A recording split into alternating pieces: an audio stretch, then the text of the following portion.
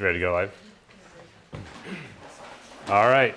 Welcome to our latest edition of Exchanging Experiences, where there's a little role reversal today, where the host is being interviewed.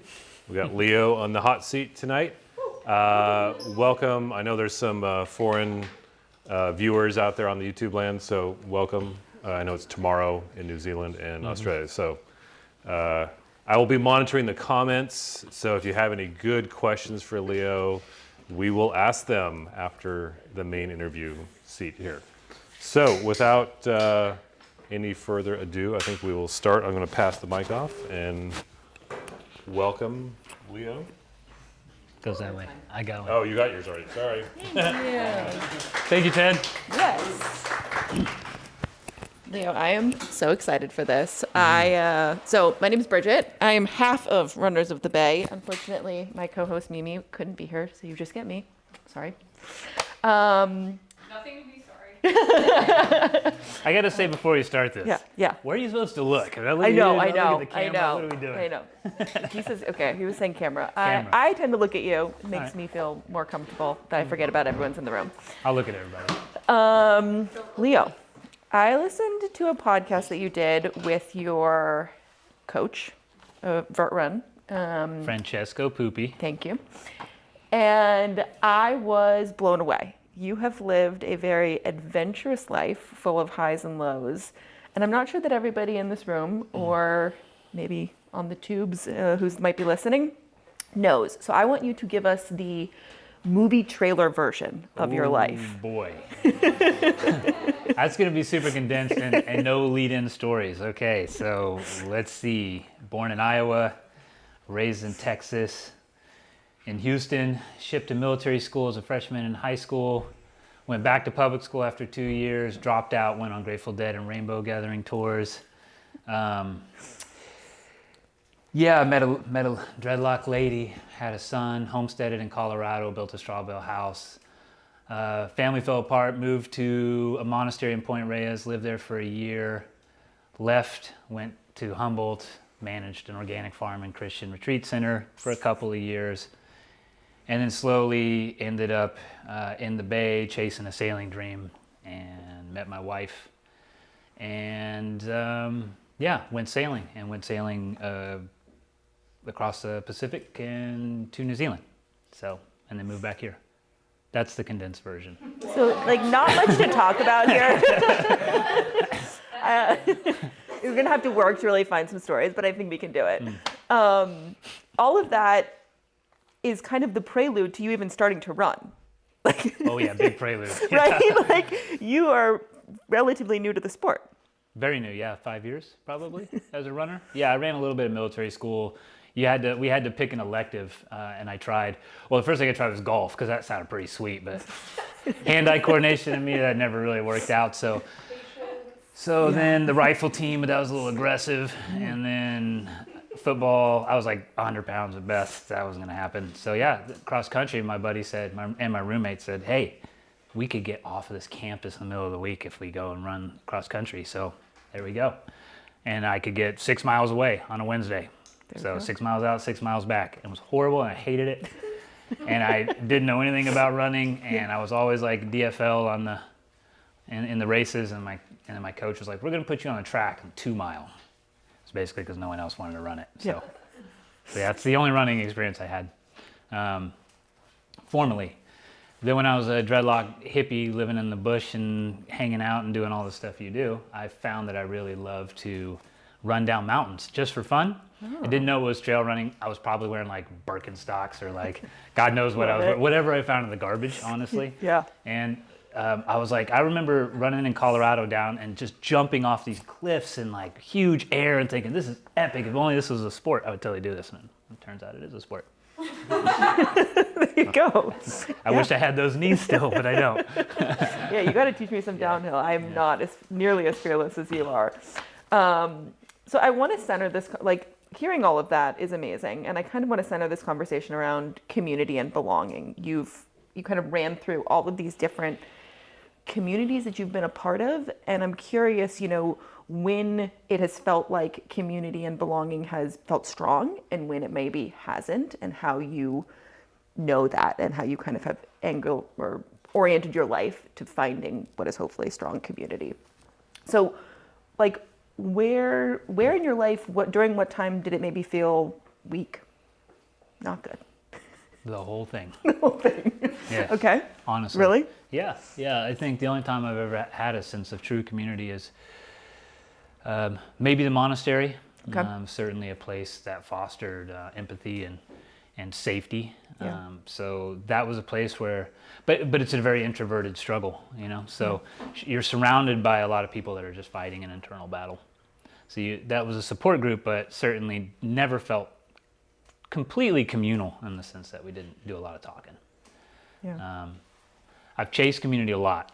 Yeah. And the closest I ever came to it was an ultra distance mountain biking. I was a competitive cyclist on the road for a lot of years and never really found, that sense of belonging. And I was always chasing it. I always wanted to be in the sandbox and someone was always throwing sand in my eyes. And I'm a pretty sensitive character. So for me, if people were mean or if people didn't accept me, it was pretty hurtful. And then it made me very insecure. And then it was very difficult to be myself. And then it just made it almost impossible to be a part of a community. So I chased that, and I thought I found it in ultra distance mountain biking. I went in the 24-hour solos, training for the Tour Divide, which is a race across the country, and I thought, wow, these are my people. These people are crazy. They're and I thought I had it, and then I competed in the Tour Divide and really gave it everything I had, but had some pretty negative human interactions in it with a couple of people. Hope you're watching. Got accused of cheating and things like that, and it was really hurtful. And so I introverted pretty hard. And so I've been an introvert my whole life, trying to be an extrovert. So my father's very introverted, my mother's very extroverted. So I'm like this weird mixture of the two, oil and water. And when I found running in New Zealand, that's when I felt community. My first 100-mile race is the place where I was like, wow, this is like, these people, this is okay. Like, it's okay to be raw. It's okay to be broken. It's okay to be a human. It's okay to do that 2 a.m. thing that we do in 100-mile races, which is not pretty, and it's not the glamorous aspect of being a human. So yeah, that's a relatively short answer to that. Yeah. No, I mean, it resonates because I'm someone who also is an introvert, but often has been put from like a professional place, and because there are situations that I want to be in, like I want to be here, I want to be talking to all of you, but it's kind of counter to my nature. And I think that I too have been someone who really wants community, but I find that it's sometimes easier, it looks easier from the outside for extroverts to find community. And so I'm so curious, and I'm excited to hear how you've done it, or how you continue to try to do it. You mentioned the story of the 100-mile race in New Zealand. I want to go back and kind of talk about, you're on a boat. And what does like community look like on that boat? And then what sparks the running from the boat to that? Yeah, I think as a bit of a prelude to that one, I probably, because you've heard the interview, so she's a little privy to to the story. I came to running while sailing across the Pacific on a 28-foot boat with my wife, Laurel, and our 2 cats. So yeah, we left Mexico and sailed to the Marquesas, which would be the easternmost islands in French Polynesia. That was 25 days at sea where we didn't see anything, and I didn't move any further than from pretty much the 2 of us. I mean, that's about as far as you could possibly walk. It was more like a crawl because the boat pitches so much. But on that trip, we found a melanoma. Well, what we suspected was melanoma, and then when we got to Tahiti and had biopsied, it turned out to be a melanoma. So that was something I started grappling with. I had been an athlete for a lot of years, and then I was no longer an athlete. I was a sedentary, very unhealthy, very unhappy, non-athletic person on a boat. And when I started trying to come to terms with this melanoma, or like this sense of like mortality in my life, I decided to try to figure it out with a run in American Samoa and Pongo Pongo, as you heard in that interview. And that's where the running started, and I think that's important for the story. But ultimately, there is a community in sailing, But most of the time, it's very much the community is the people on the boat. So it's like my wife and our 2 cats. And then you would get to an anchorage and everyone would try to be social. And you sort of end up with people similar speedboats or people that, kind of tag along with each other. So you might see the same people over and over. You do a 5 or a 10 or a 15-day crossing and then you end up in some anchorage in an island and then, oh, there's Dignalura and Maya or, whoever. Yeah. And then you end up having, potlucks and hangouts and all that kind of stuff. So that's kind of what community looked like. And we all gathered around the anxiousness and the struggle of being world sailors, which is, you have to share a lot of information and you have to talk about tides and currents and weather. And we're always kind of cross-examining each other. So that became a community based more in like the need for knowledge and safety in numbers kind of thing. Yeah. Yeah, it's interesting because some of that is like a little bit parallel to running, where like we all end up talking about shoes and trails and like is there something kind of safe about community that is very anchored in like an activity and maybe feels a little transient, like you're moving around, you're going from port to port, and so like the community is only as long as you're there. Was that kind of at that time in your life, did that feel like the only way that you wanted community? Not the only way I wanted it. Okay. It was a bit heartbreaking. You would find a place, you would be in a place and you have people and the weather would be nice and, it was idyllic and you're free diving and you're spearfishing and you're, sharing food and you're taking hikes to, to all these places together and then you have to say goodbye. And like a lot of times, like those goodbyes were big goodbyes. Like if someone's going to leave and go across the Indian Ocean, you're like, well, that's like, I don't know if ever I'm going to see you again. That's a big goodbye. Yeah. So you sort of always start to find this sense of belonging and then your heart kind of gets ripped out. And that was in a lot of ways kind of what I was used to throughout my life, like feeling safe, feeling like I had people, then being at least what I perceived at the time of being like betrayed or left, and then your heart's ripped out again. So it felt very similar to me, and that was like start and stop. Yeah. So you were a competitive mountain biker, and then that's kind of a heartbreaking experience for you. And then do you kind of immediately go into the sailing, or like what's the timeline between that as an athletic endeavor, the sailing trip, and then we're becoming a runner, which we'll get into? Yeah, my wife and I, we've been married 17 years, and so when we first met, that sailing was the foundation of the whole thing. Like we basically met, and within like a couple months, we were buying our boat that we still have, that we got married on, that we lived on for years in Sausalito and then Point Richmond, and so the sailing was there well before I was an athlete. At the time when she met me, I was smoking a pack a day. I was, drinking a lot. I was sleeping under cars. I was, sleeping on the floor of the bathrooms and the bars and stuff like that. I was doing a lot of the crazy, just, crazy things.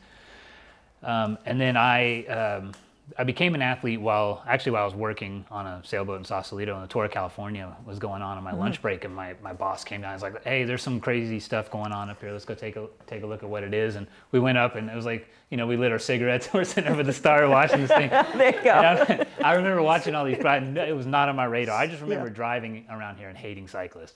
But I saw the energy and like of course, the legs really. Okay. I like legs. Legs just still stick out to me. I'm a leg guy. What am I gonna say? And these guys had great legs, and I was like, I want legs like that. Yeah. That looks amazing. And I've been trying to quit smoking, so I decided I'm gonna quit smoking and start cycling. That's what I'm gonna do. It didn't quite happen that easily. I was the guy sneaking a cigarette at the start of a bike race. I look back on that, it was a little, so I did that for a long time, finally quit smoking, got more and more competitive and more into it. And then transitioned to ultra distance mountain biking because I just knew I had more and I needed to chase something a little deeper. Mm-hmm. And then, I really went at that hard. Tour Divide 2013, I raced that quite competitively and was like 7th in 18 days over the whole length of the country from Canada to Mexico. So that was a huge moment in my life that taught me like, you work hard and you can obtain these really big adventures. It was scary and it was hard, and I went out and I did it, and like I was not keen on grizzly bears and wolves and all that kind of stuff, and so threw myself into it. And then I came out of that and I knew I wanted to go again and do it better. So I started training, and I just absolutely burned out. I trained for 2 years, and I just could never get myself the courage to go back and do it because I wanted to do it by myself. So I ultimately, I remember I was riding at Beaufax Road here, doing 12 by 1 minute max effort intervals on the road bike. And I finished the 12th one, and I turned around, and I rode home, and I emailed my coach, Linda Wallenfels, and I said, I'm done, I quit. And I sold all my cycling stuff. I walked down a liquor store, bought a pack of cigarettes. Right back. Right back at it. Do the end of kind of chapters in your life often feel that clear to you? They used to. They used to. Yeah, not anymore. No. Okay. Now everything's a little more muddled up now. That feels very like that 12th interval. 12th interval and I'm finished. You're done. I mean, I'm not saying that's a good thing, but Yeah, no, that's the way it worked. And then we basically decided at that time it was a very, very unbalanced life that I lived. Everything was about my training. We slept in an altitude tent.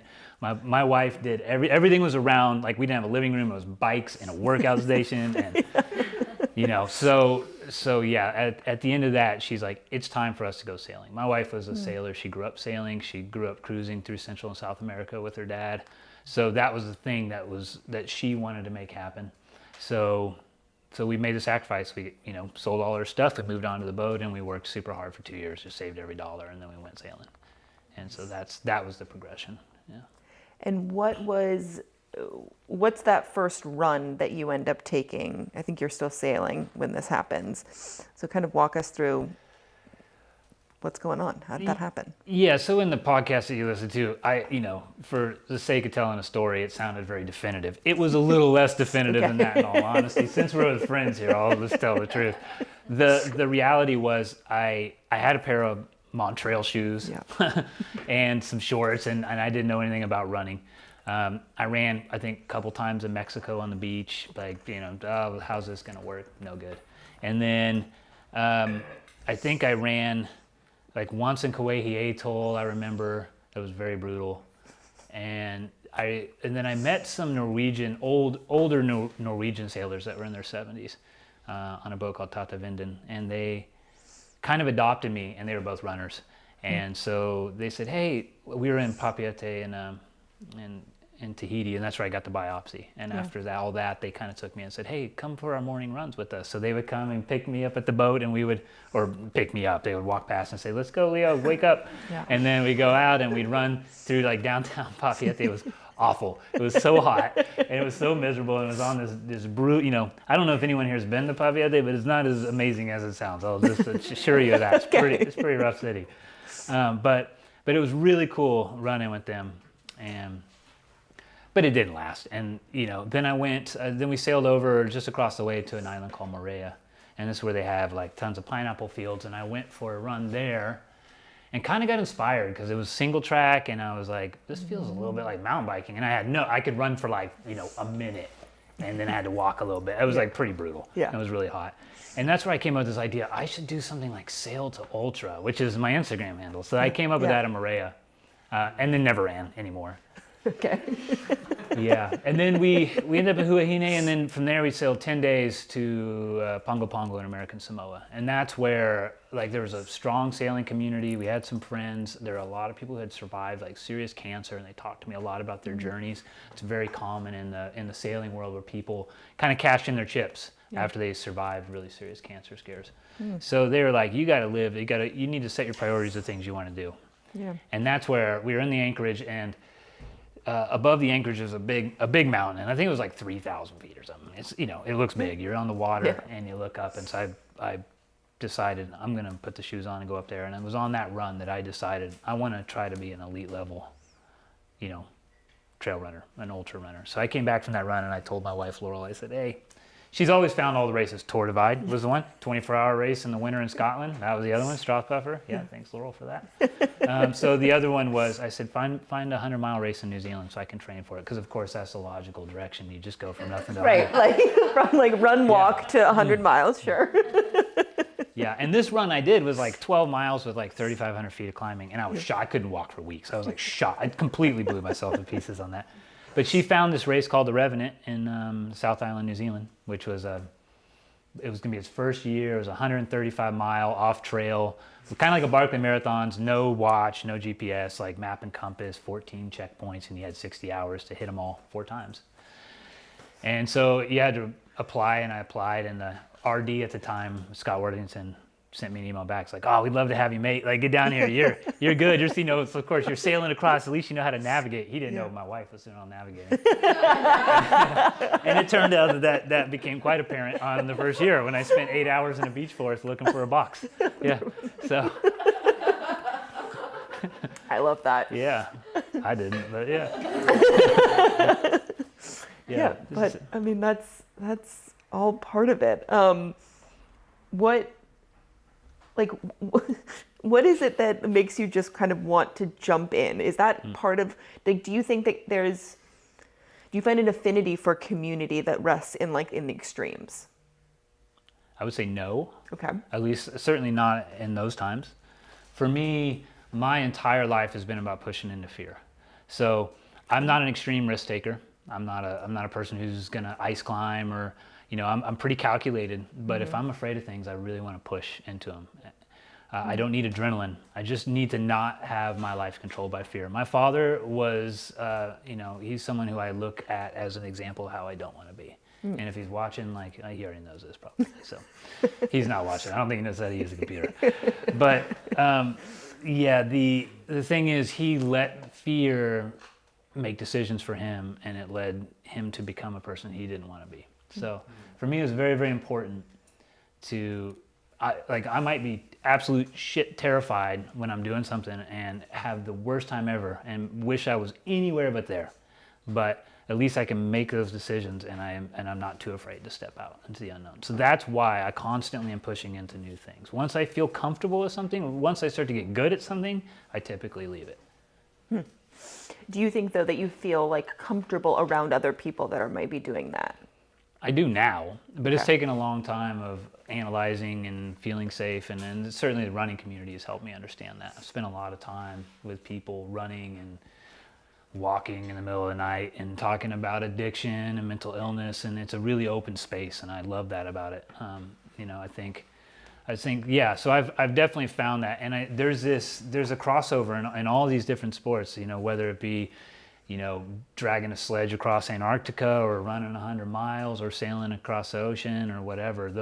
All those things have a very similar quality, which is, I think, people taking risk in order to try to learn more about themselves. So.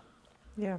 Yeah. What you and I talked briefly after one of these events about some of the differences between, your experience as an elite level mountain biker and your experience as an elite level trail runner, and the kind of the community differences. You've alluded to those, but I'm curious if you can kind of expand upon. Well, there's some cyclists in here, so be careful. Hi, Matt.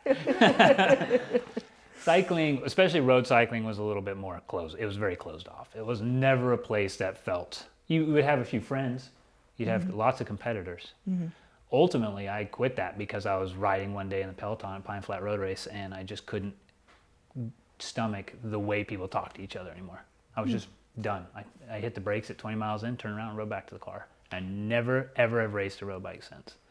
And I went straight into the ultra distance mountain biking, which I enjoyed, but at the end of the day, there was a weird crossover, particularly in long distance mountain biking at that time, kind of pre-gravel. It was a weird front. It was a place where a lot of people who were competitive were starting to come into it, who are strong, fast riders, but they were coming in on top of a lot of the ultra athletes that weren't fast. So there was some animosity there. It was like the old and the new were mixing. I think that's happening now in running as well, but I don't see the animosity the same way. Yeah. I think maybe we've developed a little bit as athletes and know better now, but it just never felt like a close. It just never felt close and safe. And of course, after racing the Tour Divide, and then it was such a life-changing experience for me. And then I read a blog where someone accused me of cheating. I was like, wow, really detracted a lot. And then unfortunately, that was a time where I was really, really seeking external validation. So. Yeah, that was pretty brutal for me to read that, to hear that, and it really deflated, and to this day, it's still this visceral feeling when I think about that. It's like, oh, So So anyway, yeah, in the running, I've had no negatives at all, except for one guy elbowed me in one race recently, but that's it. Like, and I can handle it. Yeah. That's one thing. And Yeah. I saw him again in last weekend's race. So if anyone wants to know who he is, I'll tell you so you don't get elbowed. But other than that, everyone's great and everyone's amazing. And the volunteers and the community, like, that's what I don't really remember volunteers at the bike races that much. Not a whole lot. It's interesting when you were saying, like, you know, maybe there's a little bit of what you saw in mountain biking happening with running. There might be, you know, that, but I also feel like trail running in particular is so, like, they are willing to defend what is good about that culture. Like, I think they want to preserve that feeling that you get at the start line of a trail race, which is like, this is like a hangout and like we're gonna go do some stuff, but it's very chill and this is meant to make everybody feel like they have a spot here, that they are included. And I've seen people who have kind of come in and been maybe too competitive and trying to ruin that, and like the trail community just does not like responds as like, no, that vibe is not welcome here. And I love that. Yeah, I agree. And I mean, you take this venue and you can put the best in the world, the absolute fastest, and a person who's going to come in just under cutoffs, and there's this mutual respect across the board. And I really love that about the sport. Yeah. Do you find that as you get more competitive as a trail runner, and you're now showing up at races as an elite, you have a goal, you want to win, that at all makes you feel other than the community? Like, does that deter from the community? Well, I would say I'm definitely not an elite anyway. I would go with that sub-elite. Do not believe this man. I told my coach this too. He's like, yeah, you're not quite a pro, but you're a really, really good amateur runner. I'm like, yeah. I mean, I think there's a nicer way to say that, coach. You're trying really hard. It's cute. I'm really, yeah. So no, I've never have been and never will be good enough, I feel like, in this sport to be viewed any differently than anybody else, and certainly not to feel any different than anybody else. Yeah. That's what I think.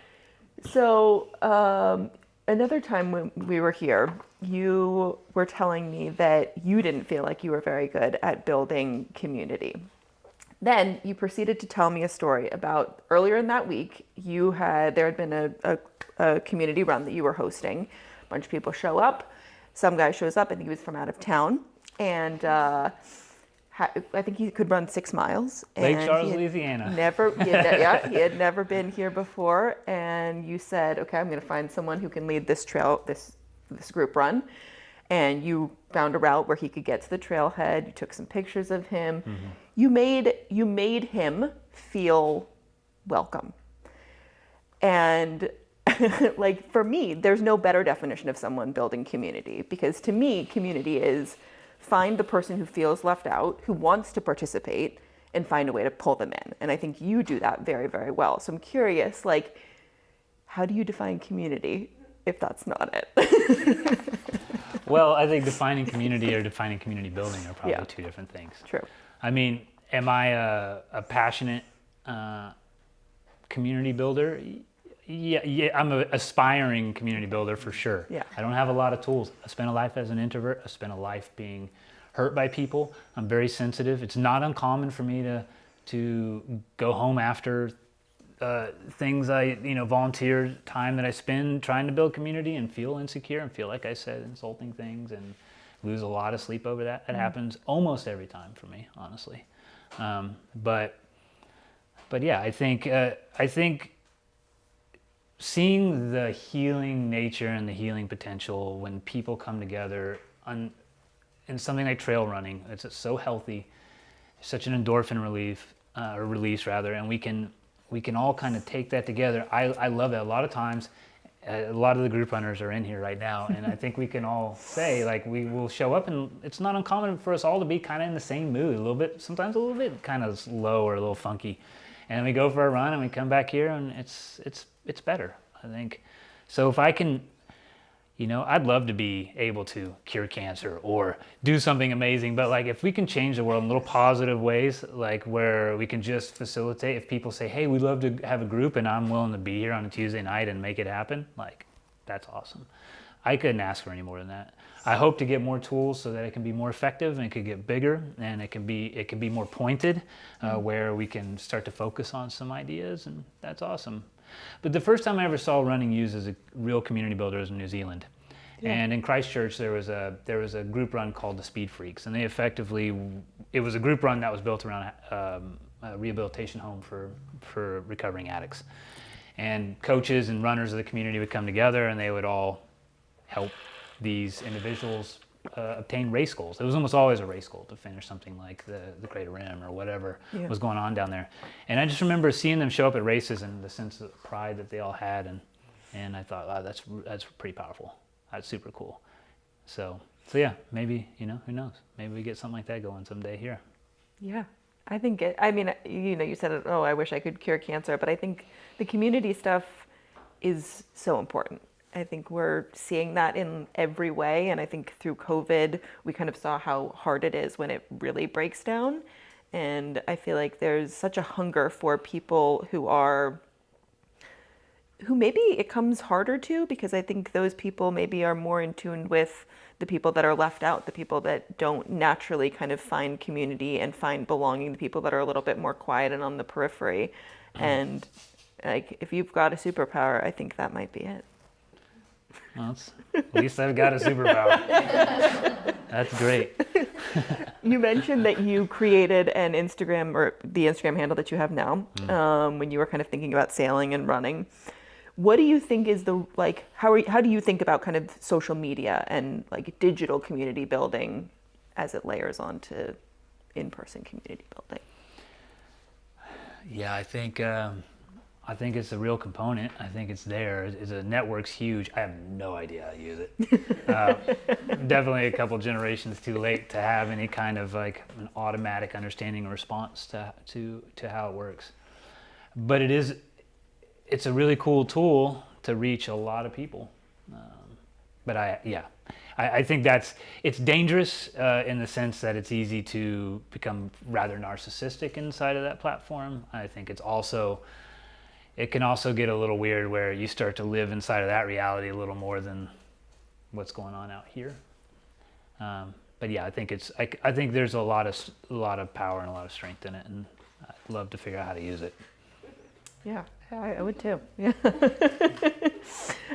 You recently ran a 50K. Mm-hmm. You're training for one in a month, right? Another 50K in about a month. Yeah, Mammoth, yeah. Yeah.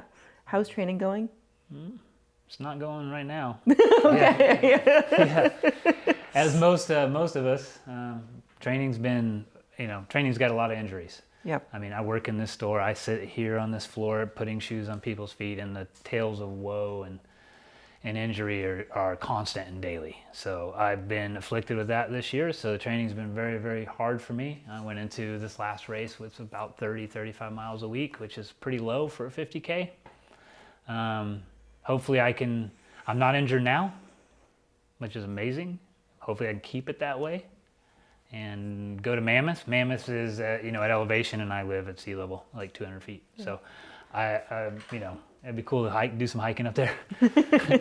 Talk to some other people from around the world. My coach will be there from Italy, so it'll be very exciting to watch the pros race, the shorter race.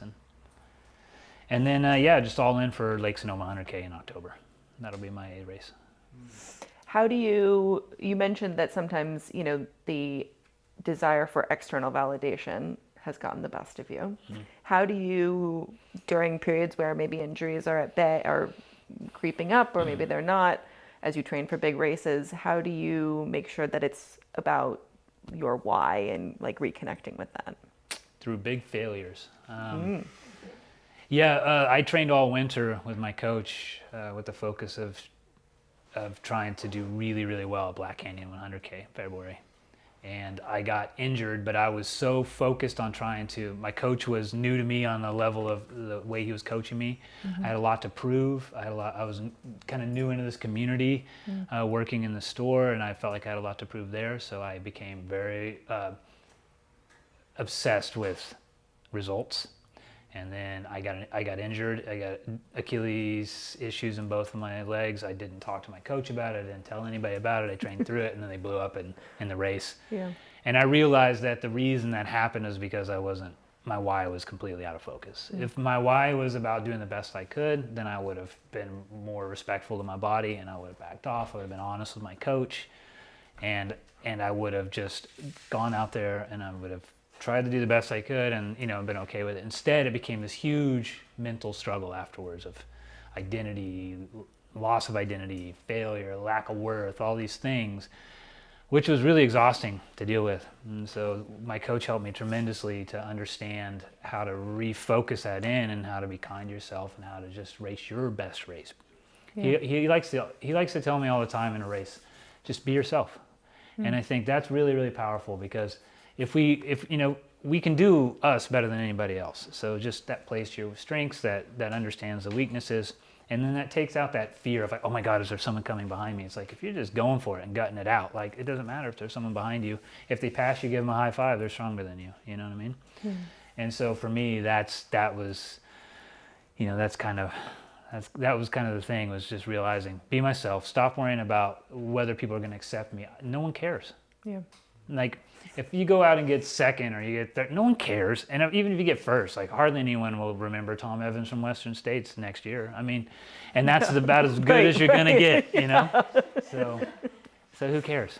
Yeah. You just if that's the only reason. I used to coach high school mountain biking. I used to tell the kids, like the beauty of the sport is that it lays over in life. You can learn things about yourself that apply to your real life. It's not about how good you are on the podium. Podium's weird anyway. You get up there, what do you do with your hands? You know what I mean? Like, where do these go? Especially if these shorts don't have pockets.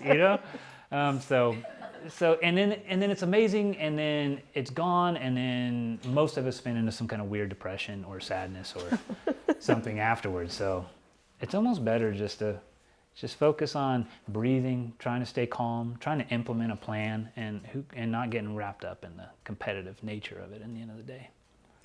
Do you feel like you are more yourself when you are in pursuit of a goal or when you have achieved a goal? Pursuit. Yeah. I just had this realization. Someone asked me that question a few days ago, and I had the same answer as you. And I think it's a powerful one, because to your point of like, you were able to touch back in with your why after a failure. Like, the failure is just part of the pursuit. Like, it's almost more boring if you had just like done what you wanted to do at Black Canyons. Yeah. And then, then you have to deal with post Black Canyons. If I would have done what I wanted to do, I would have had to race Western States. Oh, a terrible race. Yeah. Yeah. So I'm glad that didn't happen. Oh, thank God. How do you ever kind of feel like you lose yourself a little bit having your job be working at a running store and your passion be running? Does it ever, especially when it's not going well, does it ever feel tough? Yeah, and I have a long history of this. I mean, I was really passionate about sailing, so I became a yacht rigger, and I did that for 17 years. And so I, rigged sailboats and then worked on my sailboat and sailboats. And I barely want to look at a boat anymore. And then when I got into cycling, it was the same thing. I worked part-time as a rigger, and then I went and worked at a bike shop. And then it was like bikes all the time. And then when I was like, hey, Laurel, I think I want to see about a job at San Francisco Running Company. She's like, you sure that's such a good idea? It sounds familiar. Yeah, sometimes, like, this is something I've recently come to realize. Running is my refuge. And I don't think that I just realized that. But what I realized was you have to be careful about the parties that you keep, the people that you run with, and how much you are involved with it so that you don't get burned out, because it would be pretty tragic to lose the passion for it, because then where do I go? I guess I can start free diving again, but like we didn't even know. Lake Berryessa doesn't sound very nice, So yeah, I'm gonna I'm trying to strike a balance so that I don't go. I'm 110,000% in on almost everything that I do. Yeah. And I burn out on stuff. Yeah, when the flame burns that hard, that bright, it's hard to tame it. Mm-hmm. Yeah. Yeah. What you were saying your coach says, be yourself in races. On your best race, what is you being yourself on race day? What does that actually look like?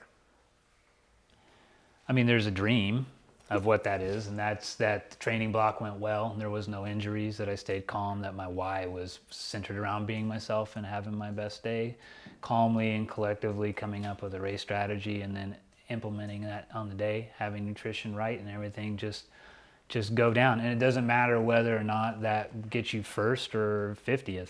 What matters is knowing at the end of that race that was it, that you don't have to question it and keep chasing like down this hamster wheel path of like trying to, I could have done this a little better or that. I mean, Headlands this last weekend was a great experience for me in that my training wasn't there. I knew the depth of training wasn't there. I knew I was not going to be competitive for the podium, but I knew the mistakes that I kept making in 50Ks over and over, where I would try to run a conservative first half and then crank it up, in the second half, and every time I went to like turn the dial, it was just like nothing happened. You're like, well, or like why is it turning down? And this one I had a very I defined the moment that was halfway. It was the bottom of the Dipsy climb, like getting ready to start climbing up to Pantol, and that was my halfway point, and I was running with one of our runners here, Wes Estes, and I said, Wes, I'm going to try to crank it up, and it totally worked. And it I was able to run up the whole thing, and I was like, wow, that's never played out. The performance and the time, none of that. I was not happy with any of that. I wasn't happy with even the way my nutrition worked out, but I was very happy with being calm enough. I took a little time beforehand to do some breathing and to just try to find a center and to take that calmness into the race, and it totally worked. And so that's what it would look like, is just having that perfect, that perfect plan. Are you the type of person that's smiling, high-fiving people, talking as competitors are running by you? Like, what does it actually look like? If I'm watching you run, what am I seeing? Typically, if I'm by myself, I'm pretty focused, and so I don't run. I'm not Courtney, I don't run with a smile on my face all the time. I don't naturally smile that much anyway, but I smiled when I saw you. I'm very into people. Jessie got the smile. She Yeah. Smiling. You look good. You look happy. And I would, I think I would smile for you. I mean, you could tell me, you could be honest. And You also look very serious. I am very serious. Which was fine. You're in a race. It hurts. Yeah. So I'm, Understandable. in a race like that, it's not uncommon for me, I think, I started thinking about quitting my last race right about Muir Beach. So that's less than 3, that's 2 miles in, a mile and a half. okay, early. So for me, I'm always I'm questioning my life choices most of the time when I'm racing. But no, I love people. I'm very friendly. I've always been really friendly with volunteers and aid stations, and it's just something that I do. I was not very friendly at the finish because I had really bad cramps and I fell into the bushes and threw up all over the place. So I looked at the pictures afterwards and realized Jeff Stern was trying to give me knuckles, and I walked right past him, and I was like, yeah. Try not He to didn't throw want you up to on him. puke on him, so I think he's fine with it. The choice that you made. Yeah. Well, that's great. I want to give people an opportunity to ask you some questions, if there's any questions online. Oh no, or she's in got a the room. list. Oh, okay. Okay. So I'll start from the bottom. Talk louder. Okay.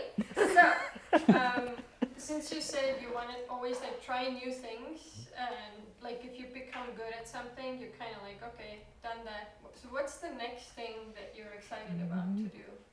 Maybe you already said it, but. Well, so yeah, that's a good question, and I love running, and I think I'll probably run forever.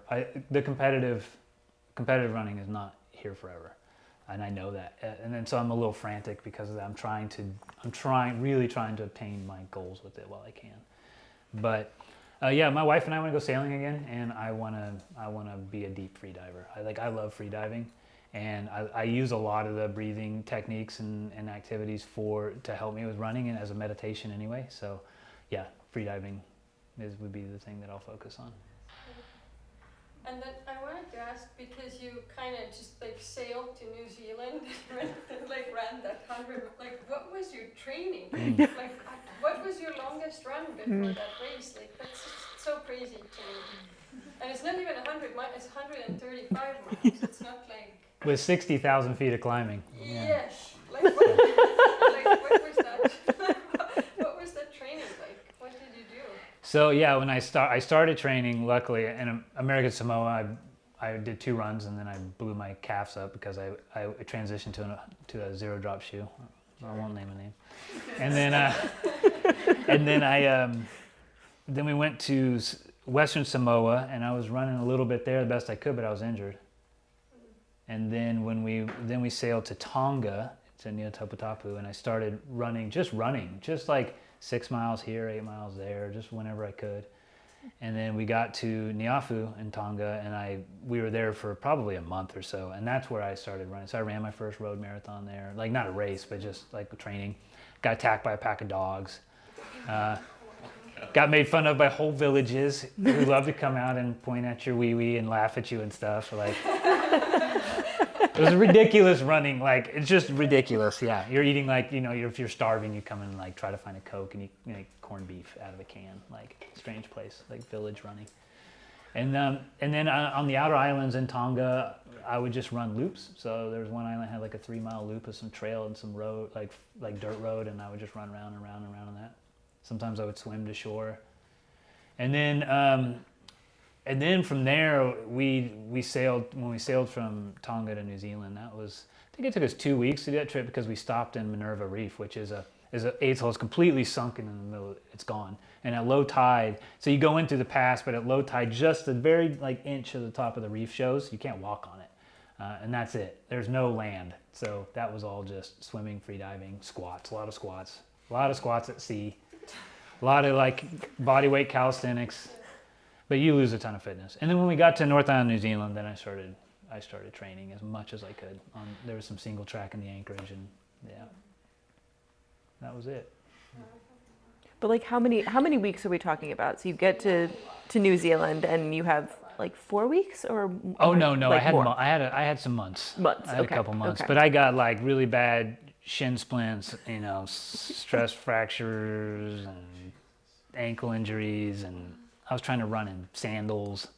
I was trying to run in bedrock slippers soft stars. I was trying to run ultra. I had no idea what I was doing, so I was just I think I had born to run or something in the boat. Something. I was making some, yeah. So it was pretty brutal. When I showed up to the race, I in no way was ready. I had never navigated with a map and compass on land ever in my life. I watched a 15-minute YouTube video, showed up at this thing, having never put the compass to the map, and and Scott decided to start us at 2 o'clock in the morning or something, in the dark, in the rain, in the fog. And it was go, and I'm I don't even know what to do with this. And you could see 5 feet in front of you, and I was oh my God, there's somebody. I have to try to keep up with them because maybe they know where they're going, because I don't have a clue what I'm doing. And it was just nothing but folly, that whole, yeah. I was out there for a long time, just stumbling around looking for stuff in the woods. Have you done another is this orienteering? What do we call it? Sort of, yeah. Have you done another race like that? I've done the Revenant again, yeah. I went after it again. We went back, okay. I navigated. Okay. Yeah, it was better. I learned. Love it. I spent, I think, something I was awake and out for 40-something hours and only got 2 laps done out of 4. So. And you'll go back? Oh, yeah. Okay. So because we were the originals, we have a place forever. We never have to, there's always a spot for us in the race, because we went out and ran the beta, and it was a little crazy. The RD was I don't know how this is gonna work, and we're we'll give it a try. So, and the second time I did it was during the lockdown, because we were in New Zealand during COVID. So for me, that's when my community was built, was during COVID. Yeah. Yeah, so. Because of running. Yeah, because the country was open. We got locked down for a couple of months, and then it was free run, right. Go for it. Yeah. So. Yeah. Interesting. Long answer. Sorry. Josie? I have a question. So you had you mentioned that you like done an activity, gone really hard, gotten burnout, and then just like kind of walk away from it? I know you mentioned that you're trying not to do that with running now. Like, how do you think do you know why you think you kind of would just go so hard and get burnout? Like, when you talked about doing the 12 1-mile repeats and then you're like, I'm out. Like, what was it that got you to that level? And like, how do you think you'll try to prevent that, now? In the cycling, what got me to that level was that after I finished the Tour Divide, I really wanted to break the record on that race. And so I was like, well, I'm going to go back, do an independent time trial. I'm just going to go after it hard. So I trained for a year, but I kept having this. I was working with a mental coach at that time, and there's one turn that turns you into the Flathead Valley up in Canada. It was called Corbin Road, and you basically turn off this paved road and you turn down this dirt road that is Grizzly Alley. And the first time that I did it, I hit it like at 10 o'clock at night in the rain. My headlight looked down this like arch of dark trees. You could hear like wolves out there, and I was like, what the hell is going on with this? And I was just terrified the whole way. And about 65 miles down that road, there was a cabin you could sleep in. So like, you get in there and you barricade yourself and you hope to God something doesn't come through the door, right? So like in my mind, that's what it was like. In reality, yes, there were grizzly bears everywhere, but it was like I don't think they were really trying to tear the door off.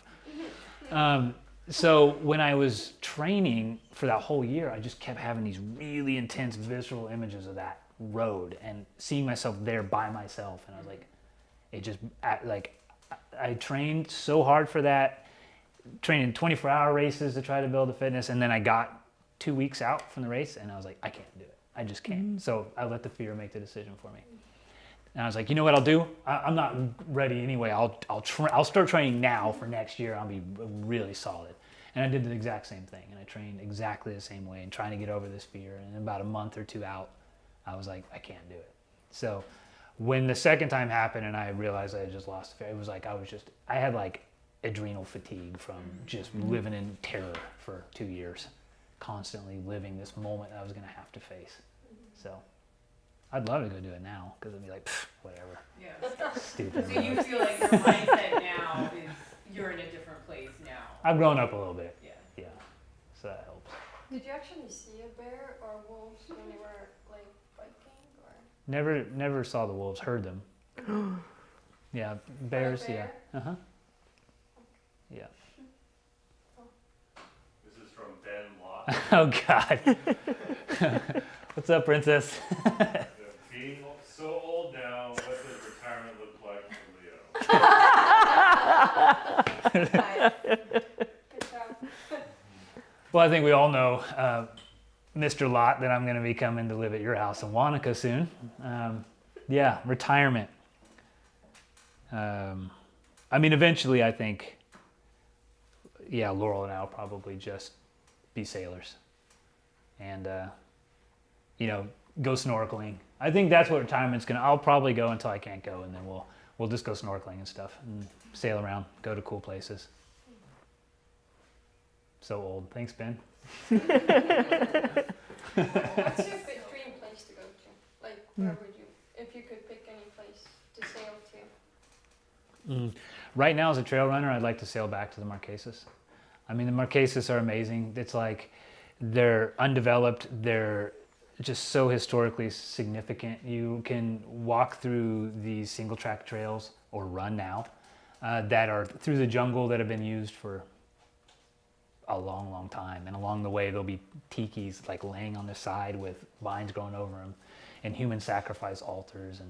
And it's like there's not informational signs and rope barriers that keep you away from it. It is very, very, very raw. So it's like it's just like being back in time. It's a really beautiful place. Yeah. Max, did you have a question? Yeah. How did you find SFRC? Yeah. So when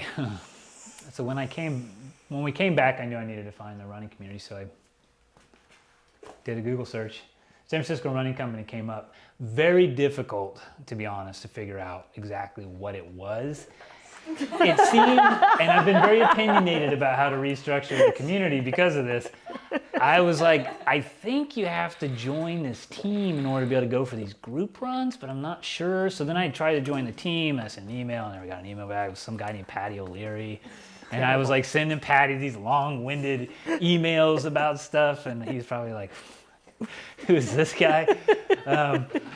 So yeah.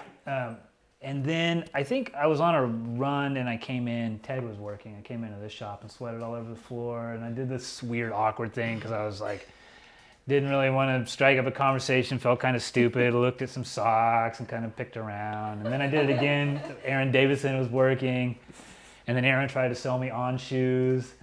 And yeah, and I just kind of kept coming back, and then that was it. That's how I found it. Yeah, the first group run I went on with SFRC was the one that I started here back in January. I guess it was when we did it. Jacqueline was the first runner, the longest standing.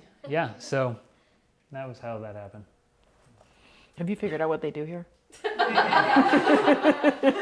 We have since dismantled that team, though, I'll tell you. It makes more sense to me now, but I think I do see that question come up a fair amount, and that's a difficult thing, is, you know, trying to anticipate how people perceive something from the outside when you have all this knowledge of it from the inside. Yeah, and the desire to try to be something for everyone, and then like, does that help or does that hurt? You know, I think that's something that I encounter all the time in my non-running job, which is marketing. You know, companies want to be like, well, there's a group of people that wants this and this and this, and you're like, well, we could do all of them, but then people are like, what? So what do you do? Like, how do I enter? Yeah.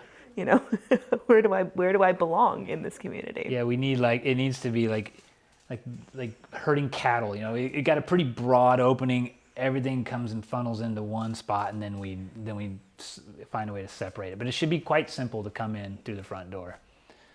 So I think we're constantly trying to figure out how to make that better. I think you're doing a great job. We're open to suggestions. That's the way to do it. Yes, I Jesse. have a non-running related question, and that is, so you were sailing and you took your 2 cats. Mm-hmm. Did you know before you left, like, how they were going to be? Like, Yeah. had they gone sailing before? Not like that, they hadn't. Did they like it? Oh. So the cats, yeah. So the first. Still alive. Oh, they're still alive. We'll call it, yeah, TMB, Tornbella. So TMB, the first time they went sailing, we basically threw them in the car, drove them to the boat, and then we went and sailed around the Farallones. If you don't know where the Farallones are, yeah, that's a big day. Yep. They weren't huge fans of that. They survived it. The girl B, she got sick. Then we moved on to the boat, and they lived on board for 2 years. So then they got really comfortable with the boat. Oh, so they were living on the boat. They lived on the boat. Okay, got it. We did day sails. And then when we left, we just left. So this is what I slowly came to realize about the poor kitties. When the engine started and the boat started moving, they had no idea whether that was going to go for 2 hours or 25 days. So I would try, you know, I think we got some kind of a naturalist vet in Auckland, New Zealand, who came down to try to help with some issues. And she did some like Reiki on them and had some herbs. And she's like, you need to tell them in sleeps how many sleeps they're gonna have. And I was like, all they do is sleep. I'm like, you're gonna have 475,000 sleeps before we get to the next place. So you try to talk to them, you try to say, hey, it's gonna be a while, settle in. And to this day, if we start like pulling a bunch of stuff out of cabinets or like start packing, they're like, Wait, what? They loved it. The girl got sick for the first 24 hours and she was fine. She'd sit on your lap at night on watch. The boy would always come and just like sleep on you, and anytime you're in the bunk. And then the girl loved to, when the weather got rough and you're up on the front of the boat on the foredeck trying to get sails down or whatever, I would turn around and there she would be, like, oh, hi, like waves splashing over, and she's all like just up there hanging out. And I'm like, yeah, so they did fine. They did great. I love that. Any other? I have one more question before some of the final ones, which is, you hear a lot of people say, like, running is my therapy. Does that resonate with you? How do you feel about that? It does not right now. Okay. Right now, it was, and throughout the winter it was. This year I ran through pain, like extreme pain for most of the season, between all the different things that I've had. So running was not a therapy. It was something I really dreaded to do. Medicating before a lot of the runs and just, not happy. So it's been pretty brutal. I'm trying to rekindle that. It's slowly starting to come back. The group run helps me a lot. Keeps it light, keeps it like fun. But there was a time where like I love the back-to-backs and I love long runs. And so if my coach is like, I need you to go out and do 6 hours, I was like, yes, 6 hours. I need to see everything. I mean, I haven't been doing those because I've been training for 50Ks. So I think like I've decided to shift my schedule next year, take the 50K speed and apply it back to the 100K and the 100-mile distance, so that I can start to go out and find my passion again with those long days out and that exploration and that time of being, I don't run with music or podcast or anything. I just love silence. And so I think it's coming back, but currently right now it feels like a job. When you're out for 6 hours and with no podcast, no by yourself, are you someone who's like thinking and processing, or are you mostly like one foot in front of the other watching the trail? No, I do a lot of thinking and processing, and I come up with a lot of ideas of all kinds of crazy ideas of businesses and community builders and all kinds of stuff, and they're all these really great, and I plan them all out, and then I completely forget them by the time I get home. I need to dictate all this stuff. The harder the sessions are, the more I try to be in the moment and meditative. So like climbs are places I don't like to think. I find climbing for me is like a place of rest and a place of like kind of solitude. So I really like to just get into the rhythm of breathing and just being completely present in that very moment and try not to think about what's coming. Yeah, it's great. When you think about your relationship with running in the next 10, 20, 30, 40, 50 years, what does that ideally look like for you? Honestly, I mean, I've never, so like when I find, to answer that as far as the duration, I just did a Sierra trip a few weeks ago in which I was confronted with some very uncomfortable situations, and I remember I was like, no way, nope. And Ben's probably laughing on the other end of this right now because he was there. I was like, not a chance. I'm not doing that. And then I was like, you never thought you were gonna get this far anyway. So it sort of opened this door. Yeah. I don't think I'll be running in 30 years. I just never felt that I have that kind of longevity or durability in this world. But I love running fast and I love running hard, and I'm still, because I started running only 5 years ago, I'm still gaining speed and gaining fitness. I'm not going the other way yet. So I think as long as I'm doing that, I'm happy. At some point I will probably transition to the free diving, like I said, and just use running as a fitness.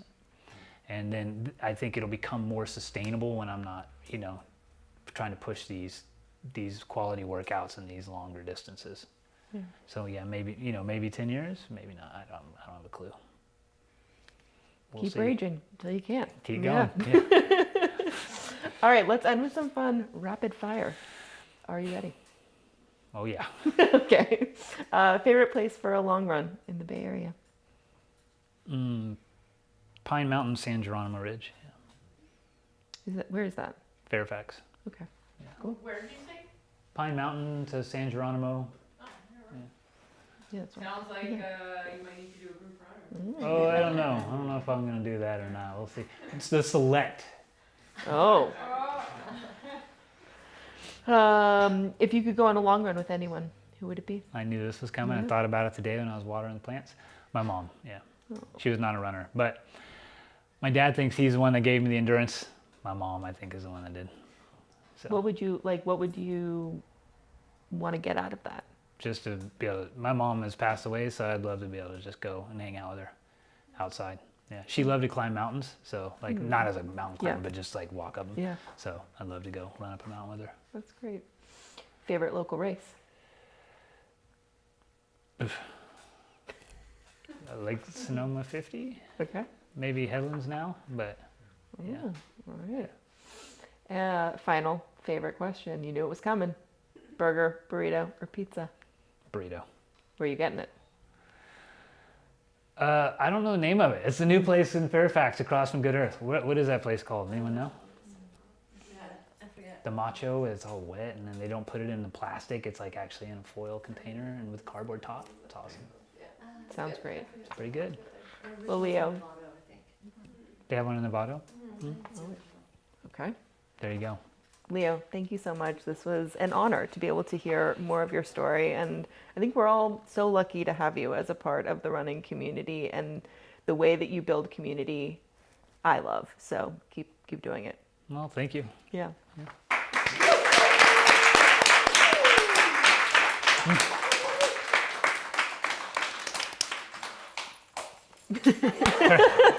Turn that camera off. So sweet.